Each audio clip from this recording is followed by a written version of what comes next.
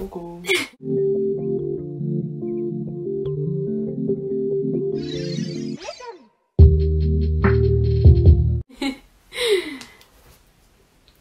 Bah là, il y aura ton intro. Ok. Oh mon Dieu. Je fais une vidéo que beaucoup de gens m'ont demandé. Oui, c'est vrai. Je dis ça à toutes les vidéos, mais c'est vrai. C'est une vidéo avec mon copain. Donc j'ai fait une FAQ Instagram la semaine dernière pour que vous puissiez me poser toutes vos questions sur ce que ça fait d'être en couple avec le TDI. Et j'ai décidé de faire cette vidéo là évidemment avec mon copain qui s'appelle Guilhem, mais vous pouvez l'appeler Guilou, tout le monde l'appelle Guilou. Oui. Et on va répondre du coup à toutes vos questions. C'est parti. C'est parti.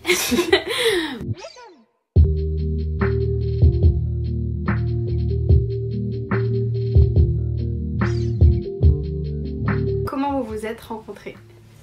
Alors, on s'est rencontrés à l'anniversaire d'un ami qu'on avait à l'époque. Ouais. Et C'est plus un ami à nous d'ailleurs. oui, c'est plus un ami. C'était à une époque où j'avais vraiment plus du tout d'amis du tout. Et en fait, cette amie là c'était l'amie de ma petite sœur. Et donc voilà, c'était que des connaissances de ma petite sœur. Et c'est grâce à elle que j'ai eu une vie sociale. Et du coup, c'est comme ça qu'on s'est rencontrés. Oui. Deuxième question, 3 choses en commun que vous avez. Je trouve cette question là mignonne. On a le dodo. Oh, elle est dodo. Notre hypersensibilité, je pense. Ah oui, aussi, Ouais. ouais. Et en troisième, en vrai, moi, quand j'ai vu cette question-là, j'ai pensé genre à Minecraft ou un truc comme ça. Ah ouais, ouais. Ah. Genre, tu vois, c'est des choses qu'on aime bien faire et tout. La troisième question, comment ne pas devenir un poids pour l'autre si ça va mal? Ça, c'est une question qui est méga complexe. En vrai, ça mériterait même une vidéo entière parce que c'est compliqué. Mais perso, je sais pas ce que toi t'en penses, mais je dirais déjà forcément de communiquer énormément. Je veux dire, dans un couple, on n'est pas censé être le sauveur de la personne. Si vous sentez que vous n'avez pas les épaules pour supporter trop les problèmes de l'autre personne que vous aimez, vous n'êtes pas une personne toxique, c'est pas toxique de partir parce que vous arrivez pas, ou c'est pas toxique non plus de dire bah là j'ai besoin d'une pause, ça fait beaucoup pour moi, et voilà, donc déjà ça je pense. Oui, c'est très important. Donc, ouais, la communication c'est quelque chose de vraiment très important. Toujours parler, genre essayer de... Enfin, s'il n'y a pas besoin de cacher quelque chose, ne le cachez pas, c'est pas la peine. Surtout, ben genre... Oui, c'est important de parler, c'est important puis, de se dire les choses. Et puis même si vous allez mal, c'est par exemple le cas de Guilhem à l'époque dans notre couple, et il a eu des mois et des mois où il était vraiment très mal, mais il essayait quand même à côté de faire des choses pour aller mieux, il s'est pas juste laissé aller, et si c'était vraiment laissé aller, ça aurait été beaucoup plus dur pour moi de l'aider, parce qu'une personne qui ne veut pas être aidée ne peut pas être aidée, donc ça commence par là aussi. Si vous sentez qu'une personne qui veut pas faire d'efforts entre guillemets pour aller mieux, qui veut pas aller mieux, vous allez pas pouvoir faire grand chose, donc voilà. Et vous risquez d'être sûrement embarqué avec. Ouais, voilà, c'est ça, ça va juste vous entraîner et c'est pas très bon quoi. Quatrième question, comment vous faites pour gérer si des little fronts? Notre alter chat, elle fronte énormément avec Guilou parce qu'elle aime énormément Guilou, elle le voit vraiment comme un grand frère, comme un papa même, voilà. Et du coup, il s'occupe super bien d'elle, c'est lui qui la met au lit, qui va l'aider à se laver, etc., qui lui raconte des histoires. Genre vous avez vraiment un lien particulier en vrai. Moi j'adore Charançon, je la trouve trop choupie et puis elle est toujours... On voit à quel point je suis petite là. Mais Char, on voit à quel point, enfin, elle est tout le temps, elle est de bonne humeur, elle est joyeuse, elle est trop chou, c'est un petit gobelin, vraiment. Ouais, vraiment. Elle est trop chou, elle court partout, elle est de bonne humeur et tout. C'est vraiment une petite chupie en fait. Ouais. Et c'est aussi une machine à câlin. Elle est vraiment trop chou. C'est possible que chaque alter ait son ou sa propre copain ou copine. C'est possible, voilà, c'est totalement possible. Il y a plein de systèmes qui font le choix de laisser les alters être avec qui ils veulent. Mais il y a aussi énormément de systèmes qui n'acceptent que ce soit que l'autre, donc l'alter qui soit là le plus souvent en front, qui sorte avec quelqu'un. Et ça c'est souvent pour des raisons de sécurité. Tout simplement, il y a très bien des alters qui peuvent sortir avec des personnes qui font pas de sécurité, des personnes qui vont pas être safe. Aussi, si par exemple dans mon système, Ophélia sortait avec quelqu'un, Ophélia, on va dire qu'elle fronte une fois par semaine et encore. Bon, ça dépend des périodes, hein, il n'y a pas un emploi du temps de front de chaque alter, mais je dirais qu'en moyenne, elle serait là une fois par semaine. Donc si jamais elle va voir quelqu'un juste une seule fois par semaine, c'est difficile d'entretenir une relation dans ce cas-là. Et même sachant qu'elle ne fronte pas pendant des périodes et des tranches de périodes aussi longues que moi, je pourrais très bien front en fait chez un inconnu, chez son copain ou sa copine. Et ça pourrait être très perturbant pour moi, je pourrais ne pas être en sécurité, ça pourrait être dangereux. Sachant qu'il y a très bien des alters qui peuvent sortir avec des personnes toxiques, ça peut ramener d'autres problèmes, des traumatismes, des problèmes de sécurité, etc. Des problèmes avec les littles aussi. Et en fait, on essaye juste de se mettre vraiment en sécurité, juste en faisant ce choix-là. Donc, dans notre système, il n'y a que moi qui peux sortir avec quelqu'un et qui ai choisi ce garçon-là comme petite amie. Mais si jamais je n'étais plus haute un jour, bah, ce serait plus à moi d'avoir une relation avec quelqu'un. Donc je sais pas comment ça se passerait, sachant que je suis en relation avec mon copain. Peut-être que bah, voilà, d'autres alters décideraient de l'avoir quand même dans leur vie, etc. Mais à une époque, quand je n'étais plus haute, du coup ce n'était plus moi qui avait ce privilège de sortir avec quelqu'un, c'était Ruby qui était haute. Donc c'était elle qui pouvait sortir avec quelqu'un et elle avait failli sortir avec une fille. 6ème question, comment ton copain s'est senti au début et maintenant par rapport au TDI? Ça a jamais été quelque chose qui m'a semblé être particulièrement... Enfin, ça m'a jamais semblé être quelque chose de mauvais, entre guillemets. Parce que, en soi, je vivais déjà avec elle. Enfin, je vivais déjà. Disons que je sortais avec elle depuis déjà un moment. Disons que ça changeait pas tant grand chose. Parce que au début, déjà, c'était pas si clair qu'aujourd'hui. C'est-à-dire qu'il n'y avait pas genre... tous les alters qui frontaient de façon bien distincte, régulièrement, etc. Il y avait genre... En gros, à l'époque, il y avait quoi? Il y avait Ruby, Misty, toi, bien sûr, Ophélia et Chat. Ophélia, je savais même pas, qu'elle frontait. J'ai mis des mois avant de savoir que c'était elle qui frontait. Et moi, du coup, ça me donnait malgré tout des réponses vis-à-vis de certains comportements qui étaient étranges pour une personne qui aurait pas ce genre de trouble. Parce que quand on s'est rencontrés, je lui ai pas du tout dit que j'avais le TDI. Et même moi, j'étais vraiment pas en mode j'ai le TDI, j'étais totalement dans le déni en fait. J'avais été suivie, j'avais fini mon suivi quelques mois, même pas, peut-être 2-3 mois avant qu'on se rencontre. C'est seulement, je dirais, des mois et des mois après, ouais, je dirais peut-être 7-8 mois après, on en a parlé avec ma meilleure amie qui, elle, n'a aucun problème à parler de ce genre de choses, ça la gêne pas, elle était juste en mode ok, j'ai peut-être ça, machin, ça c'est hyper intéressant et tout.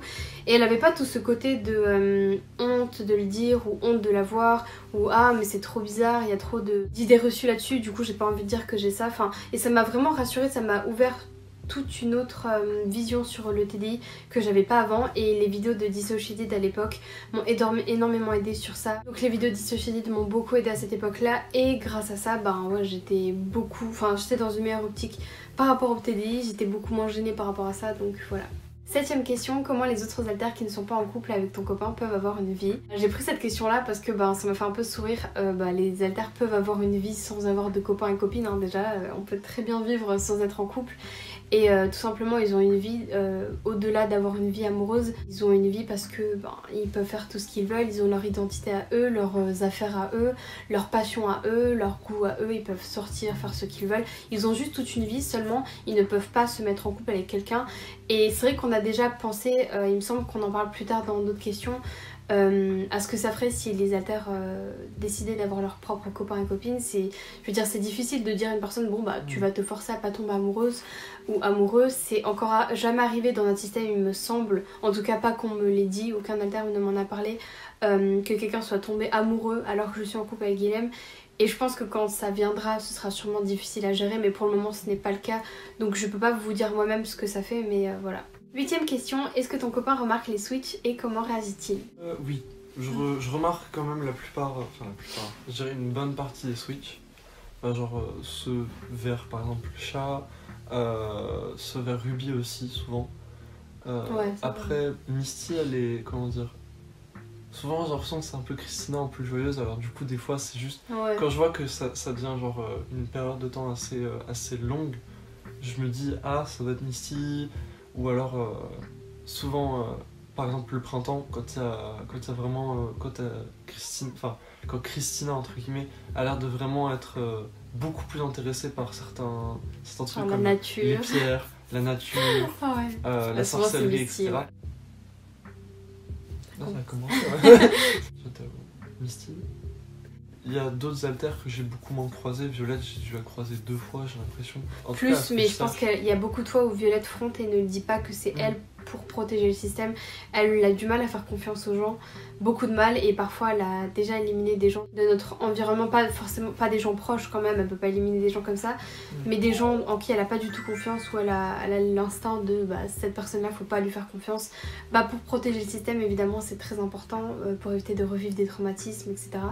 Donc c'est rare qu'elle dise qu'elle fronte quand elle fronte. Une fois il l'a croisée et il a cru que c'était moi qui lui faisais la gueule, alors qu'en fait c'était juste Violette, mais vu qu'elle est beaucoup plus sérieuse. Elle est beaucoup plus formelle dans, formelle, sa façon de parler. ouais. Alors qu'avec Ri, on est un peu des gogoles quand Oui. on se parle. Donc ça faisait bizarre d'avoir quelqu'un en face qui parlait de façon assez polie, entre guillemets, qui laissait pas tant de sentiments dans ses phrases, etc. Et sur moi j'ai un peu paniqué, j'étais oh mon dieu, qu'est-ce qui se passe, qu'est-ce que j'ai fait de travers. En fait c'était Violette. Et après voilà, en vrai je m'en voulais un petit peu parce que en soi après... j'en voulais à Violette alors que bon voilà quoi, Oui. 9ème question, comment il vit avec le fait qu'il soit pas H24 avec sa copine? J'ai pas de problème avec ça en un sens, puisque malgré tout Christina elle fronte plutôt souvent quoi. Ouais, oui. Comme tu es l'autre, comme voilà, comme c'est ça, l'autre, genre il il sort avec l'autre. Mm. Donc vu que je suis l'autre, je suis là très souvent. Souvent en hiver, Ruby est beaucoup plus là. Il y a des périodes où c'est Misty qui est beaucoup plus là, Shaq est beaucoup plus là. En ce moment, c'est moi qui suis beaucoup là. Je pense que je suis là 80% du temps, honnêtement. Mm. Et du coup, c'est... Et puis même en général, quand les alters frontent, ils frontent pas pendant aussi longtemps que moi je fronte. Ils vont fronter pendant 1 heure, 2, ça peut aller jusqu'à 5 heures. Mais c'est vrai que c'est un peu plus rare quand des alters frontent vraiment beaucoup plus. Donc... ouais, je pense que ça va quoi. C'est comme si vous voyez des amis en fait. Vous avez pas cet énorme manque de pas être avec votre copain ou votre copine parce que vous voyez juste quelqu'un d'autre pendant quelques heures. 10ème question, est-ce que plusieurs alters peuvent aimer la même personne? Et oui, c'est totalement possible. 11ème question, as-tu subi la pression sociale de devoir absolument être en couple? Non. Vraiment pas du tout. On est sortis ensemble quand j'avais 18 ans, je vais en avoir 21 maintenant. Et en fait, avant lui, j'ai jamais eu la pression. En fait, je voulais vraiment attendre la bonne personne. Il y a énormément de personnes qui m'avaient demandé de sortir avec moi et que j'ai refusé. Dont certaines avec qui, franchement, il aurait pu se passer quelque chose. Il y a certaines personnes avec qui j'avais vraiment envie de sortir. Je dirais, il y avait 2 garçons et 1 fille. D'ailleurs, la fille, j'ai su après coup qu'elle voulait sortir avec moi. Genre... Je crois que j'étais déjà avec lui quand je l'ai su. En vrai, j'étais un peu en mode ah, c'est dommage quand même, c'est un peu la dague. Non, mais au lycée, si elle me l'avait demandé, en vrai, il y a moyen que je sois sortie avec elle. Parce que pour le coup, de tous les garçons qui m'avaient demandé, c'était la fille qui voulait que je sorte avec elle. Et j'avais vraiment confiance en elle. Donc, je voulais à l'époque sortir avec elle, mais j'avais jamais eu cette pression de devoir sortir avec des gens. C'est vrai qu'au lycée, on voit beaucoup ça, même au collège, genre ah, mais t'as encore jamais sorti avec quelqu'un, ah, mais la honte, voilà. Ou genre ah, mais t'as jamais fait ta première fois alors que t'as 16 ans. Enfin voilà quoi, genre ma première fois je l'ai fait à 18 ans, mon premier couple c'était à 18 ans et j'ai jamais eu de pression en fait, au contraire ça me gênait plus qu'autre chose, je voulais vraiment pas sortir avec quelqu'un. Bon déjà j'avais 0 confiance en moi donc je pense que ça jouait énormément voilà. Puis comme je disais, je voulais vraiment attendre une personne avec qui je me sente en confiance et cette personne c'était toi. Incroyable, j'ai quand même beaucoup de chance. Ouais. Alors... 2ème question, au niveau intime, comment cela se passe-t-il si jamais un switch se produit? C'est jamais arrivé. C'est jamais arrivé que dans un moment intime, il y a un switch, c'est jamais arrivé. Je pense que ça arrive pas si souvent que ça. Parce que t'es concentré sur la tâche, voilà, ton esprit est occupé. Non mais c'est vrai, tu vois, t'es occupé sur le moment et il n'y a pas forcément de triggers qui peuvent apparaître. Après il peut très bien y avoir des triggers si d'un coup vous vous sentez par exemple pas en sécurité, vous vous sentez, votre consentement n'est pas pris en compte, ce genre de choses. Il peut y avoir des switches. Bon nous on a toujours des relations qui sont saines. Même malgré ça il peut très bien y avoir des switches, de la dissociation, voilà, c'est totalement possible. Ça m'est jamais arrivé perso. Mais dans ce cas-là, je dirais que il faut juste faire attention à l'alter qui vient, étant donné qu'il ne sort qu'avec moi, il n'a des relations qu'avec moi. Donc à ce moment-là, mon copain juste demande qui c'est, il sera en mode attends, voilà, il couvre la personne, tu lui remets un drap, voilà, pour qu'elle soit à l'aise, et puis voilà quoi, genre si jamais il y a vraiment un switch et un alter qui fronte après, mais ouais, ça ne m'est jamais arrivé. Ça me paraît genre tellement peu probable. Ouais, que la coïncidence pour que ça arrive à pile à ce moment-là, quoi. Surtout, oui, pile à ce moment-là, et puis à un point où ce serait suffisamment loin pour que ce soit gênant. Ouais. Par exemple, je sens que je commence à dissocier. Dans ce cas-là, je le dis, on arrête pour éviter cette situation de d'un alter qui est là, et puis voilà, il est pas censé. Même d'un co-front ou je sais pas quoi, pas que ça se passe comme ça, et que genre il y a un alter qui soit là à côté en mode. Moi, Ouais. j'étais pas trop d'accord pour être là. Et voilà, c'est ça. 13e question, est-ce que ton copain se retient parfois de faire certaines choses de peur que ça te trigger et te fasse switch? Ça m'arrive des fois. Ça m'arrive des fois. Bon, ben, généralement, c'est genre parler de certains sujets, parler de certaines vidéos que j'ai vues, certains trucs comme ça. Parce que j'ai pas envie trigger, pas forcément uniquement ces haltères, mais d'autres trucs. Par exemple, son hémétophobie, c'est quelque chose qui peut être facilement trigger par certaines discussions. C'est vrai que D'autres même trucs comme des ça, fois, hein. quand il parle avec ses potes, ce genre de choses, en appel et tout, des fois ils font des bruits de vomi et des trucs comme ça. Enfin, c'est un réflexe que beaucoup de gens ont pour dire que quelque chose est dégueu ou voilà. Je me limite Et énormément. ouais, et ben ça c'est quelque chose qui fait plus du tout parce que ça trigger énormément ma phobie et je peux faire une crise d'angoisse et avoir envie de vomir et être vraiment en crise et devoir prendre des médicaments à cause de ça parce que ben mon hémétophobie c'est vraiment le truc je pense qui est le plus facilement, enfin qui me trigger le plus facilement et qui est le plus difficile à vivre surtout. L'hémétophobie c'est vraiment instant, s'il se passe un truc comme ça, même juste de voir l'emoji vert là, voilà, rien que de voir ça, ça peut me trigger et je peux en faire une crise d'angoisse. Donc cette phobie va très loin pour moi et c'est pour ça qu'il fait très attention par rapport à ça. Ouais, c'est un point sur lequel je fais très attention et surtout qu'il y a eu des événements il y a maintenant un moment. Hein. Oui, il y a Mais quasiment qui avait... un an. Ouais, c'est un an. Ouais. Il y avait eu des événements qui avaient vraiment recréé une énorme crise et tout chez Cree. C'est pour ça que je fais très attention parce que j'ai pas envie qu'elle soit trigger de cette manière-là. J'ai pas envie de faire venir un alter pour quelque chose de négatif, même pour quelque chose de positif. Si un alter est pas là, c'est peut-être qu'il a pas forcément envie d'être là. Donc j'ai pas envie forcément de trigger un alter. Donc c'est pour ça on fait toujours attention. Je lui demande toujours si je dois parler de certains sujets, si je peux lui en parler, etc. Et j'essaie de pas gaffer sur ce point-là parce que c'est quelque chose d'important quand on vit avec une personne qui a le TDI ou d'autres troubles en soi. Hein. Uniquement le TDI qui est important. C'est pas uniquement le TDI qui est important.